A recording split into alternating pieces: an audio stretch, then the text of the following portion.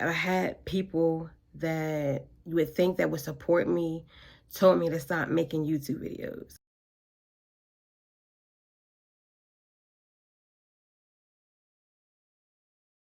Hey, it's me uplifting others. If you're new here, welcome. If you're a returning subscriber, hey, uplifters. So I came across this post that I want to read. Make no mistakes. When toxic families of origin say they're incapable of choosing sides, they have already chosen the perpetrator side. And each time they invite both the victim and the perpetrator to dinner, to birthday parties, etc., they are making a choice. They are choosing to sacrifice the victim's mental health and healing to appease and coddle rapists and child molesters. They have made a choice to welcome rapists and child molesters into their homes and to their lives of their children. They have chosen to place more value on the lives and feelings of perpetrators of sexual violence than the lives and feelings of victims of sexual violence.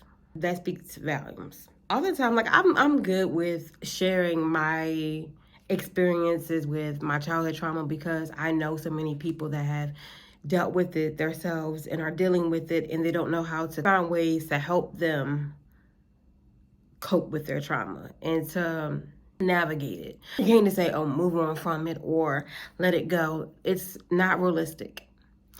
And it's not okay for someone to say those words to a survivor or victim of any abuse, to just move on or to get over it or let it go. Those words should be out of your vocabulary. I've talked about this, kinda. I just like ice over things because it's like me being I wouldn't say I'm in surviving mode anymore. I'm beginning to thrive from my childhood trauma.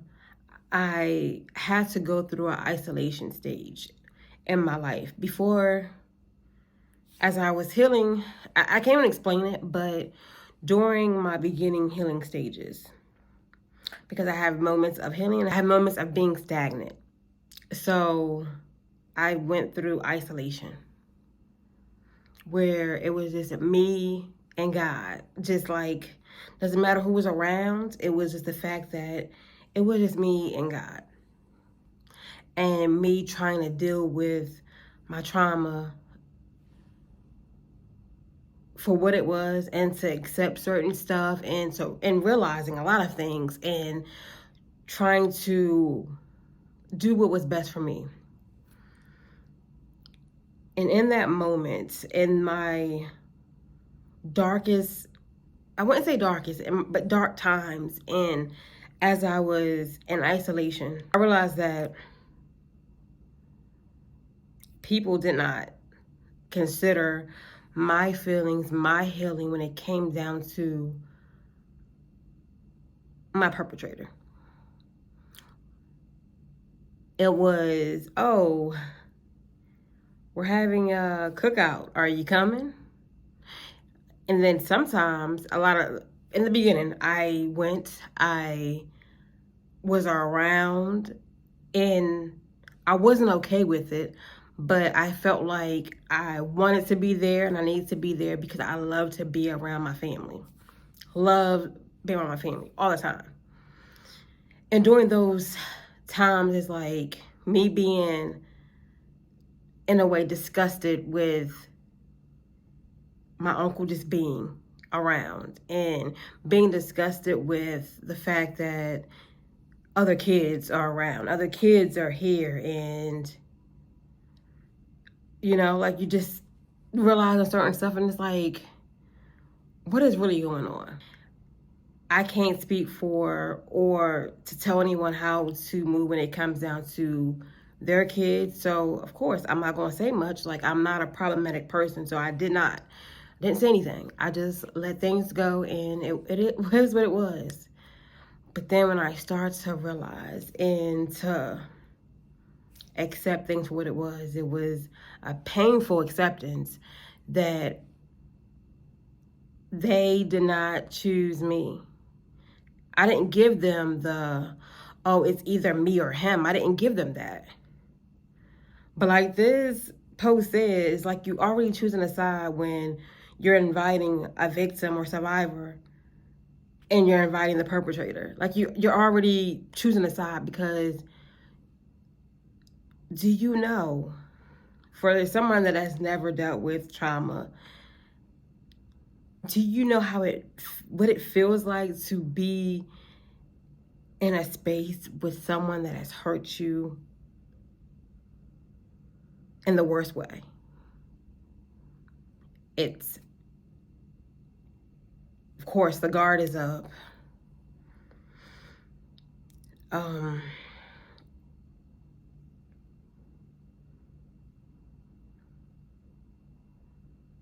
Not being scared, but being like, oh, I am in the middle of editing this video and I had to do a setting change. So I decided to start over, but then it's like, I liked what I was saying in the beginning of the video. I'm keeping everything in, so keep watching. So this post really hit home for me. For a long time when my uncle got out of prison, I just dealt with it. I dealt with him being around. I dealt with just being in spaces with him, even if it made me feel uncomfortable. I didn't want to be a problematic person, and I was a people pleaser, so I just dealt with it.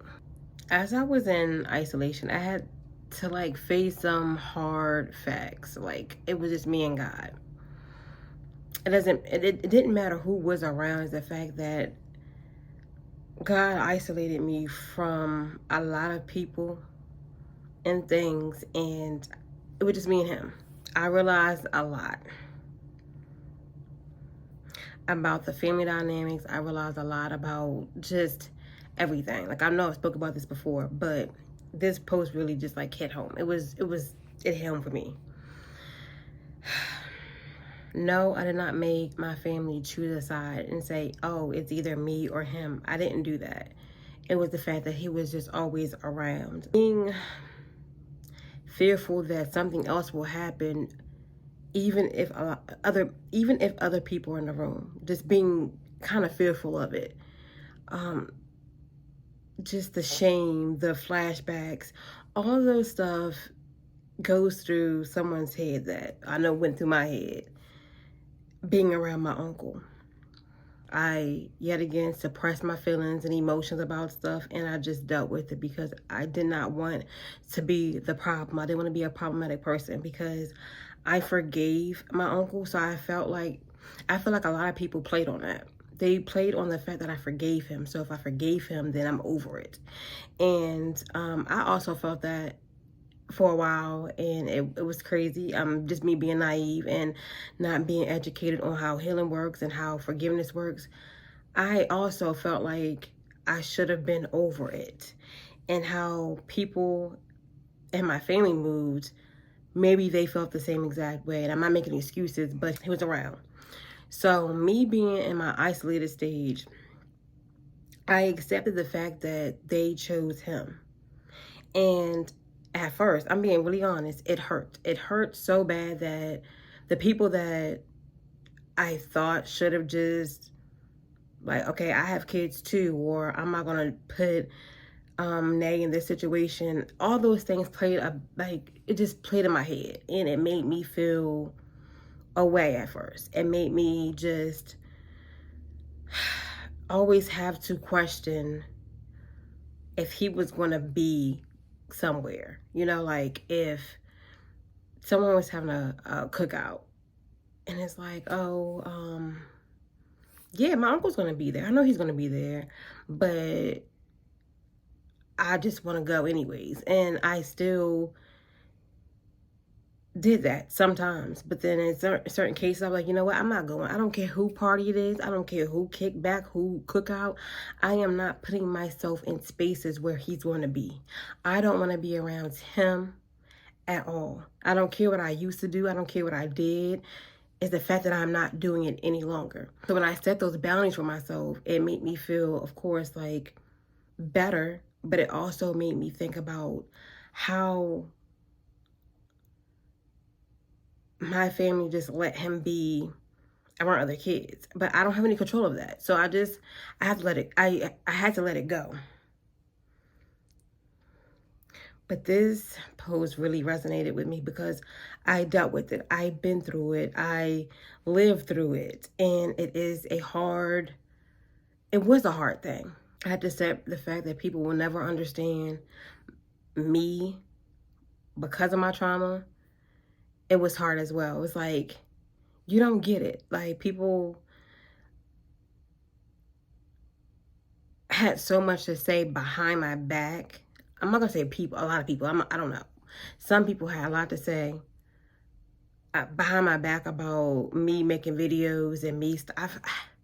It's so crazy that I just don't talk about stuff because it can be messy. You know, like I'm not a messy person when it comes down to publicly talking about anything that I've been through dealing with my trauma and my family, because my trauma has to do with my family. It's trauma in the family. So of course it's different. It hits different. It's not like a stranger. It's not a friend or whatever the case is. Even though I'm not downplaying anybody else's trauma, it's just different to like talk about. Like, I had people that you would think that would support me told me to stop making YouTube videos. I've had people just not be understanding or want to talk to me about my trauma, but have so much to say about it, about the way I am helping myself and other people. So it's not a mistake when someone invites a victim or survivor of trauma and the perpetrator to an event. You already choosing a side. You already choosing the side of wrong.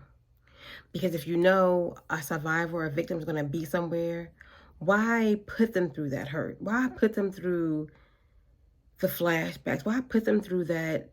Like, you're re-traumatizing the person that's already been through that. You're opening up those wounds again and making them, and you're cutting even deeper into the wounds. For anybody that has experienced